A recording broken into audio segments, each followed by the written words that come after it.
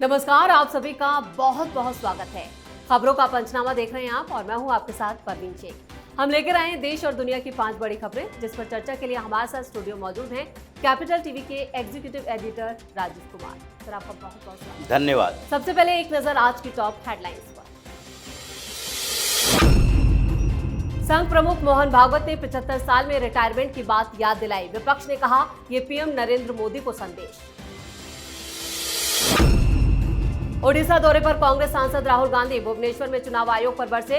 बोले, भाजपा के लिए काम करता है चुनाव आयोग। महाराष्ट्र विधानसभा में पास हुआ जन सुरक्षा बिल। फडणवीस ने कहा, यह कानून वामपंथी उग्रवादी विचारधारा का प्रचार करने वाले संगठनों के लिए जरूरी। राहुल तेजस्वी की मेहनत हुई बेकार। बिहार वोटर लिस्ट वेरिफिकेशन को लेकर कोर्ट से झटका, फिर चुनाव आयोग पर उठाए सवाल। यूएस टैरिफ के बीच भारत फिर भेजेगा टीम वॉशिंगटन। व्यापार समझौते पर अंतिम दौर की तैयारी। खबरों में सबसे पहले बात मोहन भागवत के बयान की। एक बार फिर संघ प्रमुख मोहन भागवत ने 75 साल की उम्र की सीमा को लेकर बयान दिया। संघ प्रमुख ने कहा कि जब आपको 75 साल पूरे होने पर शॉल ओढ़ाई जाती है तो इसका मतलब होता है कि आपकी उम्र हो गई है, अब आपको किनारे हो जाना चाहिए। भागवत ने राम जन्मभूमि आंदोलन के प्रेरक दिवंगत मरण उपतान पिंगले पर लिखी किताब के विमोचन के मौके पर यह बात कही, जिस पर कांग्रेस ने इसे पीएम मोदी से जोड़ दिया। नेता जयराम रमेश ने एक्स पर लिखा, सर संघ चालक के द्वारा याद दिला दिया गया कि 17 सितंबर 2025 को वो 75 साल के हो जाएंगे, लेकिन प्रधानमंत्री सर संघ चालक से भी कह सकते हैं कि वो भी तो 11 सितंबर 2025 को 75 के हो जाएंगे। एक तीर दो निशाने। जिस तरह से मोहन भागवत का बयान आया, इसे कांग्रेस ने लपक लिया और सीधा निशाना पीएम मोदी पर। ये कांग्रेस का इससे लेना देना है क्या? अगर संघ प्रमुख ने कहा, डॉक्टर मोहन भागवत ने कहा कि 75 साल की उम्र के बाद रिटायरमेंट का समय आता है, तो वो उन्होंने अपने लिए कहा होगा, वो अपना रिटायरमेंट प्लान बना रहे होंगे। संघ के काम करने का तरीका अलग है, भारतीय जनता पार्टी के काम करने का तरीका अलग है, और उसमें ये कांग्रेस का इनपुट। कांग्रेस क्या मानती है इस बात को कि 75 साल के बाद काम करने के लायक की स्थिति नहीं हो जाती? तो सबसे पहले तो सोनिया गांधी को रिटायर कर देना चाहिए। मल्लिकार्जुन खड़गे 80 साल से ज़्यादा का हो गए हैं, घुटने में दर्द, चल नहीं पाते, बोल नहीं पाते, लड़खड़ा जाते हैं, फिर भी कांग्रेस के राष्ट्रीय अध्यक्ष बने हुए हैं। खैर, ये कांग्रेस का इंटरनल मैटर है। कांग्रेस जो बार बार कहती है युवाओं को आगे बढ़ाएंगे, लेकिन फिर भी बुजुर्गों को आगे बढ़ाती है, क्योंकि कांग्रेस के चीर युवा जो हैं राहुल गांधी, वो 55 साल के हो जाएं, 58 साल के हो जाएं, 65 साल के हो जाएं, वो युवा ही रहेंगे। लेकिन दिक्कत क्या है कांग्रेस के और प्रधानमंत्री मोदी के साथ क्या दिक्कत है कि इनको लगने लगा है कि जब तक मोदी राजनीति में सक्रिय रहेंगे, कांग्रेस के लिए दरवाजा बंद है। वो कांग्रेस को आगे नहीं बढ़ने देंगे, कांग्रेस को निपटा कर ही जाएंगे। इसलिए इनको लगता है पॉलिटिकली तो हरा नहीं पाएंगे, राजनीति में तो उनको पिछाड़ नहीं पाएंगे। हम लोग पिछड़ रहे हैं, पीछे की तरफ जा रहे हैं और वो आगे की तरफ जा रहे हैं। बीच में अगर स्पीड ब्रेकर लग जाता है तभी कांग्रेस खुश हो जाती है। स्पीड ब्रेकर का मतलब यह है कि 2024 में भारतीय जनता पार्टी की सीटें कम हो गई, यह स्पीड ब्रेकर है। इसका मतलब ये नहीं है कि उस ब्रेकर के बाद हाईवे पर चढ़ने के बाद स्पीड तेज नहीं हो सकता। इसलिए इनको लगने लगा है कि मोदी के नाम पर लोकसभा चुनाव, मोदी के नाम पर स्टेट असेंबली चुनाव, मोदी के नाम पर लोग जुड़े हैं, तो अगर मोदी जब तक रहेंगे तब तक राहुल के लिए रास्ता तो बेकार ही है, साफ नहीं हो सकता। तो अब ये भारतीय जनता पार्टी की बात करने लगे, मोदी कब रिटायर होंगे, मोदी कब रिटायर होंगे। मोदी को जब ये लगेगा कि अब हम संभालने के लायक नहीं हैं, मोदी को जब लगेगा कि हमारी गतिविधि कमजोर हो गई है, जब उनको लगेगा कि हमारे काम करने का समय कम हो गया है, 18 घंटा 20 घंटा काम करते हैं, लगेगा कि नहीं 5-7 घंटा से ज़्यादा काम नहीं कर पाते हैं, तो वो अपना रिटायरमेंट प्लान बना चुके हैं कि हमको आगे क्या करना है। इसलिए ये कांग्रेस की जिम्मेदारी नहीं, भारतीय जनता पार्टी और खुद पीएम मोदी की जिम्मेदारी है कि वो कब रिटायर होंगे और जनता कब उन्हें रिटायर करती है। जी, खबरों में अब बात राहुल गांधी की। कर्नाटक का सियासी संकट बरकरार है। सीएम सिद्धारमैया और डीके शिवकुमार पिछले कई दिनों से दिल्ली में हैं, लेकिन राहुल गांधी इन दोनों नेताओं से मुलाकात उन्होंने नहीं की, बल्कि वो उड़ीसा दौरे पर निकल गए। उनके साथ अध्यक्ष मल्लिकार्जुन खड़गे भी मौजूद हैं। भुवनेश्वर में लोगों को संबोधित करते हुए राहुल ने बीजेपी और चुनाव आयोग पर निशाना साधा। वोटर लिस्ट के रिवीजन का मुद्दा उठाते हुए राहुल गांधी ने कहा कि चुनाव आयोग ने नई साजिश की है। चुनाव आयोग भाजपा का काम कर रहा है। महाराष्ट्र में जो चोरी हुई, अब वही चोरी बिहार में होने वाली है। हम भाजपा को चुनाव नहीं चोरी करने देंगे। उड़ीसा में भाजपा 5-6 बड़ी कंपनियों को आपका सारा धन दे रही है। जल, जंगल, जमीन आदिवासियों की है और आदिवासियों की ही रहेगी। राहुल गांधी कर्नाटक विवाद से क्यों भाग रहे हैं? देखिए, कर्नाटक विवाद से भाग रहे हैं क्योंकि उनको लगता है कि इस विवाद का समाधान उसके पास नहीं है।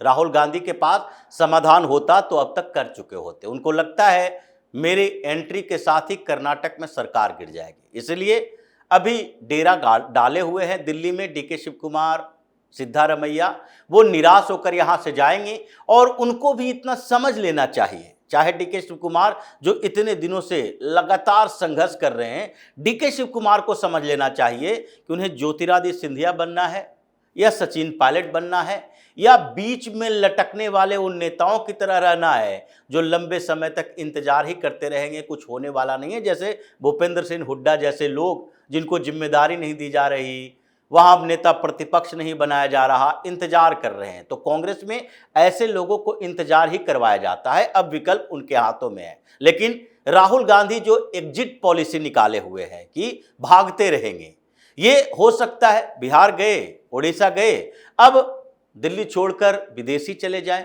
इनके नाइट प्लान के बारे में भी किसी को जानकारी नहीं होती है। पिछली बार भी जानकारी नहीं थी कि कब जा रहे हैं, कब आ रहे हैं, कब गए, कब आए।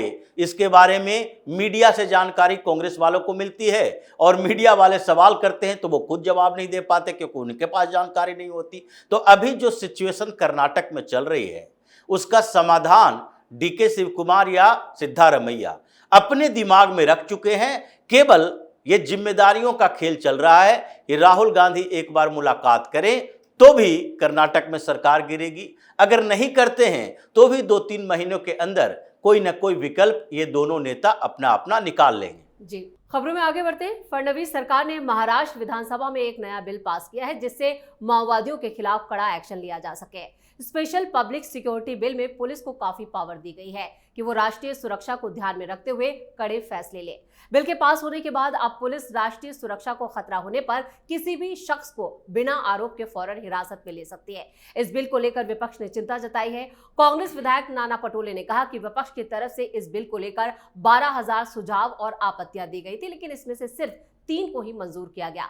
वहीं शरद गुट के एनसीपी नेता रोहित पवार ने कहा कि वामपंथी उग्र विचारधारा की कोई स्पष्ट परिभाषा नहीं है और जब पहले से ही कानून मौजूद है तो नए कानून की क्या जरूरत है। विपक्ष क्यों चिंता जता रहा है? देखिए, पहले से जो कानून है, नए कानून की जरूरत नहीं है, तो फिर वो कानून जो बन चुका है उसको लॉक कर देना चाहिए और उसे गीता की तरह रख देना चाहिए कि नहीं भाई, इसमें कोई अमेंडमेंट नहीं हो सकता। कानून है, अपराध बदलते रहते हैं, चरित्र उसके बदलते हैं, तो नए कानून की जरूरत पड़ती है। इन लोगों को तकलीफ किस बात की हो रही है? पिछली बार भी जब महाराष्ट्र में हिंसा हुई थी और प्रधानमंत्री मोदी की हत्या के लिए एक लेटर मिला था एनआईए को, जिसमें स्पष्ट तौर पर यह बताया गया था कि कैसे प्रधानमंत्री मोदी को खत्म किया जा सकता है। इसका तरीका वही रखा जाएगा जैसे राजीव गांधी की हत्या हुई थी। रैली को देखा जाएगा, स्नाइपर कहां से आएगा, स्नाइपर के कौन से राइफल का उपयोग किया जा सकता है, ये सारी जानकारी उसमें थी और वो वामपंथी गिरोह का था। उस पर जांच हुई, कई लोग गिरफ्तार भी हुए।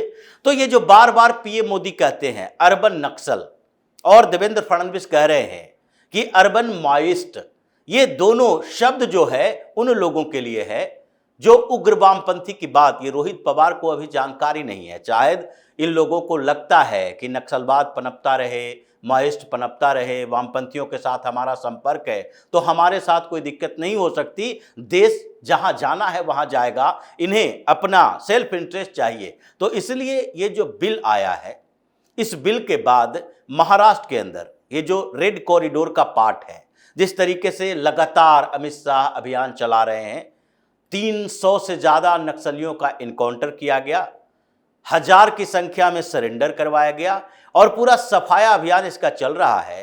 तो ये तो अभियान तभी सफल होगा जब इसके सिंपैथाइजर, इसके ट्रेनर, इसके माइंड वॉश करने वाले लोग ये सभी पकड़े जाए, मतलब वो कहीं यूनिवर्सिटी में प्रोफेसर बनकर बैठे हैं, कहीं पॉलिटिशियन बनकर बैठे हैं, और कहीं ये लोग बड़े बड़े एनजीओ चला रहे हैं। तो अर्बन नक्सलिज्म को खत्म करने के लिए हर स्टेट को ऐसे कानून लाने की जरूरत है। और महाराष्ट्र में ये आया है तो डर इन लोगों को लग रहा है कि इनके नेताओं में कुछ सिंपैथाइजर जो बैठे हैं, जो उसका इस्तेमाल करते हैं, उसके खिलाफ भी कार्रवाई हो सकती है। बिल्कुल सही कहा आपने। और खबरों में अब बात वोटर लिस्ट अपडेशन की। सुप्रीम कोर्ट ने बिहार में चल रही वोटर लिस्ट रिवीजन प्रक्रिया पर रोक लगाने से इनकार कर दिया। कोर्ट ने चुनाव आयोग को वोटर आईडी के साथ आधार और राशन कार्ड को भी लिंक करने का सुझाव दिया। इस फैसले से सत्ताधारी दल तो खुश है, जबकि विपक्ष ने पारदर्शिता को लेकर फिर सवाल उठाए। कांग्रेस सहित आरजेडी ने कहा है कि चुनाव आयोग बीजेपी के इशारे पर काम कर रहा है। टीएमसी सांसद डेरिक ओब्रायन और महुआ मोइत्रा ने कहा कि ये प्रक्रिया गरीब, पिछड़े, प्रवासी मजदूरों और अल्पसंख्यकों को वोटर लिस्ट से हटाने की साजिश है। फैसला आया, लेकिन विपक्ष खुश नहीं, परेशान है। देखिए, कोई भी कानून बने, कोई भी नियम बने, नए डॉक्यूमेंटेशन की बात होती है तो विपक्ष आजकल यही शब्द बोलता है, गरीब, दलित, पिछड़ा, अल्पसंख्यक और उसके साथ आदिवासी। मतलब योजनाएं इन लोगों को के लिए लानी है तो उस समय ये बात नहीं करते, गरीबों के लिए योजना है, बहुत अच्छी योजना है, ये पिछड़ों के लिए है, आदिवासी कल्याण का काम चल रहा है, उसके लिए नहीं बोलेंगे। लेकिन जब वेरिफिकेशन की बात आएगी तो इनका यही एक चरित्र रह चुका है। क्यों? क्योंकि सबसे ज्यादा समय तक सरकार कांग्रेस की रही केंद्र के अंदर, सबसे ज्यादा समय तक। अभी 78 सालों के दौर में 15 साल हटा दें तो सरकारें इन्हीं की रही है। इस पार्टी की सरकार में वो सारे काम किए गए जो आज तक नहीं किए जा सकते थे, जो नहीं किए जाने चाहिए भी थे। जैसे इमरजेंसी भी इसी के समय, सारे संवैधानिक संस्थानों पर कब्जा, चुनाव आयोग के वो लोग जो आज भी रिटायरमेंट के बाद कहीं राज्यसभा में चला गया, कहीं बैठकर आर्टिकल लिख रहा है, कुरैशी जैसे लोग जो कांग्रेस के एजेंडे पर चलता है, कहीं यही लोग जो थे जिनके चुनाव आयोग से रिटायर्ड होने के बाद वो लोग इनकी पार्टियों में शामिल हुए। तो इनके काम करने का तरीका ही वही रहा है। ईडी को, सीबीआई को, जिसके लिए कहा गया था पिंजरे का तोता, ये उन लोगों को अपने तरीके से चलाएं, संवैधानिक संस्थानों को अपने तरीके से चलाएं, सुप्रीम कोर्ट, हाई कोर्ट में एक ऐसा जुडिशियल इकोसिस्टम डेवलप करें जो इनके एजेंडे पर काम करे। तो ये वो जो तरीके अपनाए थे, आज भी लगता है कि वही तरीका हो रहा है, तो इनके दिमाग में वही चलता है। आज जब पारदर्शी तरीके से ईडी जितने लोगों को गिरफ्तार कर रही है, छापेमारी कर रही है, उसमें केवल पॉलिटिशियन की बात ये लोग उठाएगा। 49,000 करोड़ रुपए का पूंजी घोटाला में गिरफ्तारी होगी, ये बात नहीं करेगा। ये शराब घोटाले में बात नहीं करेगा जो अलग अलग स्टेट में चल रहा है। ये बिजनेस हाउसेस के खिलाफ जो चल रहे हैं, यहां तक कि अभी 26 ऐसे बड़े सेलिब्रिटी हैं साउथ इंडियन, ये हीरो प्रकाश राज जैसे, देवरकोंडा जैसे, विजय जैसे, ये फिर राणा दुग्गुबती, इन सब का नाम आया हुआ है।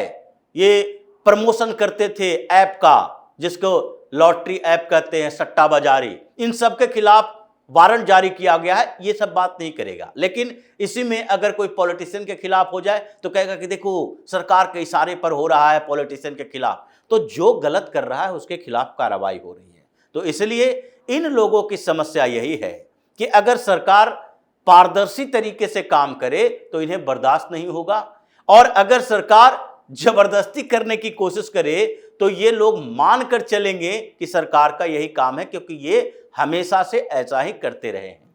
खबरों के आखिर में बात टैरिफ पर मचे घमासान की। राष्ट्रपति डोनाल्ड ट्रंप लगातार टैरिफ बम फोड़ रहे हैं, जिसने कई देशों की टेंशन बढ़ा दी है। हाल ही में ट्रंप ने ब्राजील पर 50% का टैरिफ लगाया था, वहीं अब उन्होंने कनाडा पर 35% का टैरिफ लगा दिया है। साथ ही चेतावनी दी है कि अगर जवाबी कार्रवाई हुई तो अंजाम अच्छा नहीं होगा।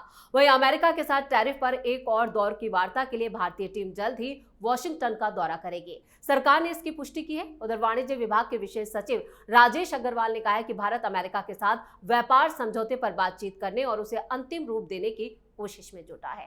टैरिफ पर इतना घमासान क्यों? देखिए, घमासान तो होगा क्योंकि ट्रंप का दिमाग थोड़ा खिसक गया है। चलो, जापान पर, ब्राजील पर, कनाडा पर, मैक्सिको पर, किन देशों पर क्या लगाते हैं उससे हमें लेना देना नहीं है, ये अमेरिका का इंटरेस्ट है।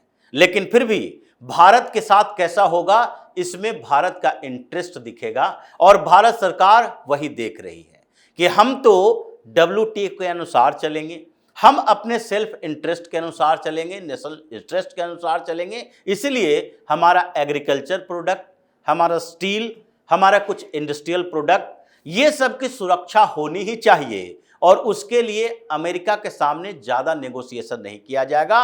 हम अपने इंटरेस्ट के अनुसार चलेंगे। इसलिए ट्रंप को भी पता है कि भारत न तो ब्राज़ील है, न कोरिया है और न ही जापान है। भारत का मार्केट अमेरिका के लिए भी बड़ा है। वो भी ये सोचते हैं कि अगर भारत का मार्केट इतना बड़ा है तो उसका उपयोग हमारे लिए बिना टैरिफ के होना चाहिए। मतलब भारत एंटी डंपिंग ड्यूटी न लगाए, लेकिन लगाना तो पड़ेगा क्योंकि आपने अपना आभा मंडल ऐसा तैयार किया है। आप अपने व्यापारियों को, अपने किसानों को जो सब्सिडी इनडायरेक्ट तरीके से देते हो, वो अगर हम नहीं दे रहे तो ये फिर कंपटीशन ऐसे नहीं हो सकता। ये भारत में रिजर्वेशन की थ्योरी भी इसी आधार पर बनाई गई कि भाई समान कंपटीशन होता है समान चीजों में, असमान तरीके से कंपटीशन नहीं होगा, इसलिए रिजर्वेशन है। तो भारत सरकार ये कह रही है कि हमारी ये लिस्ट है, इन लिस्ट में से इन वस्तुओं के व्यापार में हमें प्रायोरिटी दो, दूसरे चीजों के व्यापार में हम आपको प्रायोरिटी देंगे। और उस तरह से अगर हमें लगेगा कि एक्सपोर्ट इंपोर्ट में हमारा बैलेंस अच्छा है तो फिर हम आगे नेगोशिएशन करेंगे, और नहीं तो फिर दरवाजा बंद होगा तो दोनों के लिए होगा, नुकसान भारत का होगा तो अमेरिका का भी होगा। ये दौर लंबा चल सकता है। इस तमाम जानकारी के लिए और सटीक विश्लेषण के लिए आपका बहुत बहुत धन्यवाद। धन्यवाद। खबरों का पंचनामा में आज के लिए इतना ही। देश और विदेश की बाकी खबरों और उनके सटीक एनालिसिस के लिए देखते रहिए कैपिटल टीवी। वीडियो को लाइक करें, शेयर करें और कैपिटल टीवी को सब्सक्राइब जरूर करें। धन्यवाद।